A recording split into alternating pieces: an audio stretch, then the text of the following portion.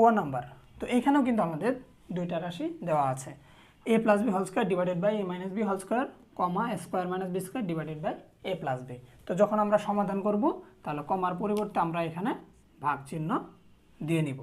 ওকে, তাহলে এটা আমাদের প্রথম ভগ্নাংশ যেভাবে আছে ঠিক সেভাবেই থাকে, এটা তোমরা জানো।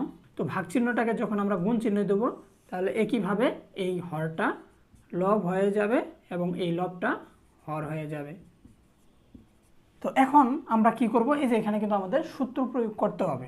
আবার এগুলা চাইলে তুমি a plus B into a plus B আকারেও লিখতে পারবা, সমস্যা নাই। তো এটা যা আছে থাকুক, ইন্টু দেখো a প্লাস বি, এটা তো আর কিছু করা যায় না, তাহলে এটাকে আমরা সূত্র প্রয়োগ করব a square minus B square. সূত্র তুমি জানো যে a plus B into a minus B, এই সূত্র তো আমরা জানি, তাই না? দেখো এই যে a প্লাস বি আছে, এটাকে তুমি ফার্স্ট ব্র্যাকেট দিতে পারো, a প্লাস বি কিন্তু কাটা যাচ্ছে, ঠিক আছে? আর দেখো আমাদের আর ভাগ করা যায় না, তাহলে উপরে আমাদের যে কি থাকবে, a plus B whole square থাকবে। এখন দেখো নিচে কি থাকে হবে, a minus B whole cube হবে, তাই না? তাহলে a minus B whole cube, কারণ এখানে এর সূচক কত 2 আর এখানে কত 1, তো ভিত্তিজ দিয়ে কি হয় গুণের সময় সূচকগুলো কি হবে, যোগ হবে।